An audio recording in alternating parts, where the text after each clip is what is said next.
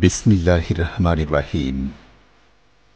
প্রিয়তমা জীবন সাথী পেয়ারি, আসসালামু আলাইকুম ওয়া রাহমাতুল্লাহ।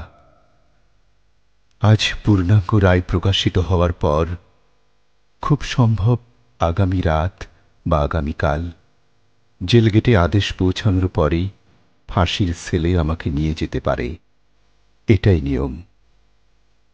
সরকারের সম্ভবত শেষ সময়, তাই শেষ সময়ে তারা এই জঘন্য কাজটি দ্রুত করে ফেলার উদ্যোগ নিতে পারে। আমার মনে হচ্ছে তারা রিভিউ পিটিশন গ্রহণ করবে না। যদি করেও, তাহলে তাদের রায়ের কোনো পরিবর্তন হওয়ার দুনিয়ার দৃষ্টিতে কোনো সম্ভাবনা নেই।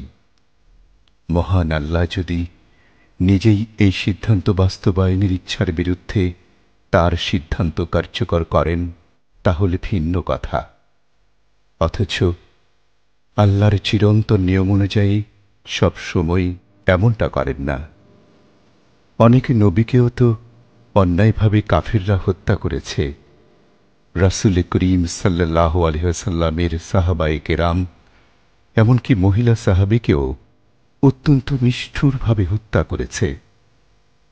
আল্লাহ অবশ্য ওই সমস্ত শাহাদাতের বিনিময়ে সত্য বা ইসলামকে বিজয়ী করার কাজে ব্যবহার করেছেন। আমার ব্যাপারে আল্লাহ কি করবেন তা তো জানার উপায় নেই। গতকাল ভারতের পররাষ্ট্র সচিব সুজাতা সিং এসে আওয়ামী লীগকে শুধু সাহসই দেন নাই, হুসেইন মোহাম্মদ এরশাদকে চাপও দিয়েছেন এবং সতর্ক করার জন্য জামাত শিবিরের ক্ষমতায় আসার ভয়ও দেখিয়েছেন। এতে বোঝা যায় যে জামাত এবং শিবির ভীতি এবং বিদ্বেষ ভারতের প্রতি রক্তকণায় কিভাবে সঞ্চারিত। আমি তো গোড়া থেকেই বলে আসছি, আমাদের বিরুদ্ধে সরকার যেসব পদক্ষেপ নিচ্ছে, এটার সবটা ছকই ভারতের অঙ্কন করা। আওয়ামী লীগ চাইলেও এখান থেকে পেছাতে পারবে না, কারণ তারা ভারতের কাছে আত্মসমর্পণের বিনিময়েই এবার ক্ষমতা পেয়েছে। অনেকেই নীতি নৈতিকতার প্রশ্নে কথা বলেন।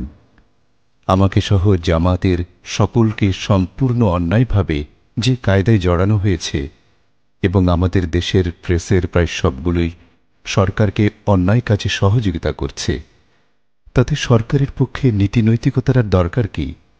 বিচারকরাই স্বয়ং যেখানে অত্যন্ত আগ্রহভাবে নিরপরাধ মানুষকে হত্যার নেশায় মেতে উঠেছে, তাতে স্বাভাবিক ন্যায় বিচারের আশা অন্তত এদের কাছ থেকে করা কোনো ক্রমেই সমীচীন নয়।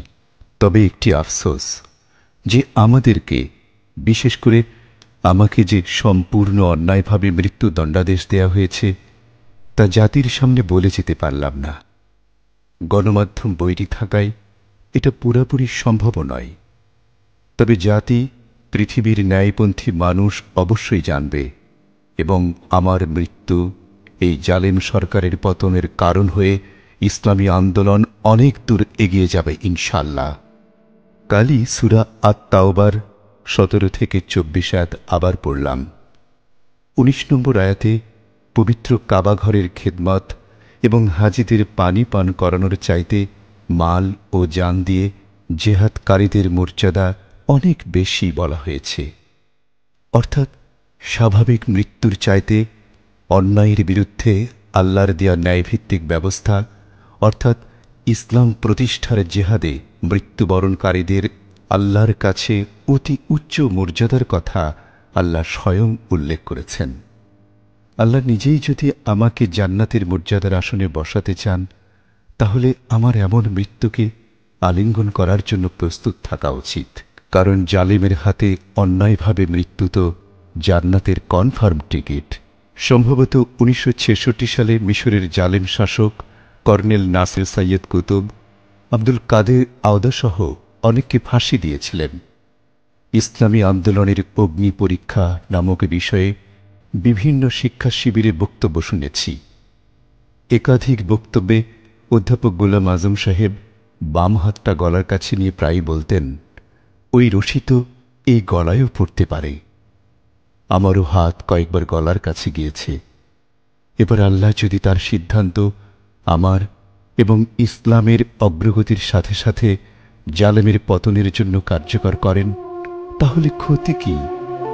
শহীদের মর্যাদার কথা বলতে গিয়ে রাসূল করিম সাল্লাল্লাহু আলাইহি ওয়াসাল্লাম বারবার জীবিত হয়ে বারবার শহীদ হওয়ার কামনা ব্যক্ত করেছেন।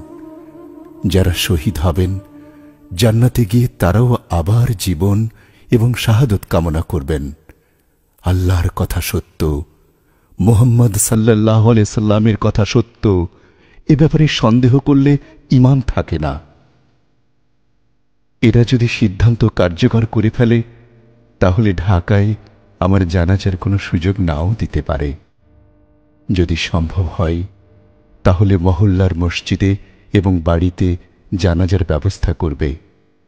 পদ্মার ওপারের জেলাগুলোর লোকেরা যদি জানাজায় শরীক হতে চায় তাহলে আমাদের বাড়ির এলাকায় যেন আসে। তাদেরকে অবশ্যই খবর দেয়া দরকার।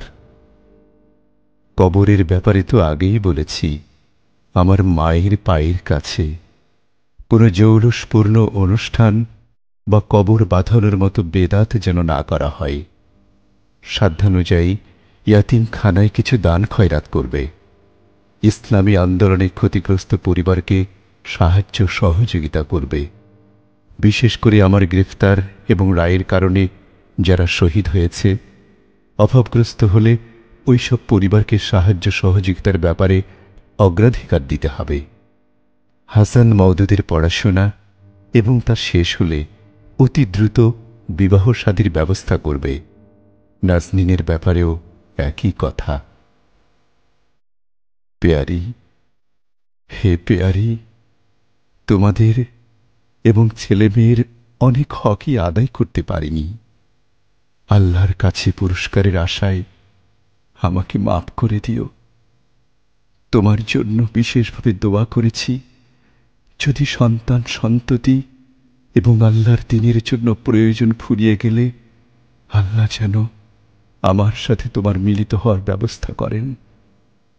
এখন তুমি দোয়া করো যাতে আমাকে দুনিয়ার সমস্ত মায়া মহব্বত আল্লাহ আমার মন থেকে নিয়ে শুধু আল্লাহ এবং রাসূল করিম সাল্লাল্লাহু আলাইহি সাল্লামের মহব্বত দিয়ে আমার সমস্ত বুকটা ভরে দেন। সন্তানদেরকে সবসময় হালাল খাওয়ার পরামর্শ দিবে। ফরজ, ওয়াজিব, বিশেষ করে নামাজের ব্যাপারে বিশেষভাবে সকলেই যত্নবান হবে। আত্মীয় স্বজনদেরকেও অনুরূপ পরামর্শ দিবে। আব্বা যদি ততদিনে জীবিত থাকেন তাকে সান্ত্বনা দিবে। ইনশাআল্লাহ জান্নাতের সিঁড়িতে দেখা হবে। তোমাদেরই প্রিয় আব্দুল কাদের মোল্লা।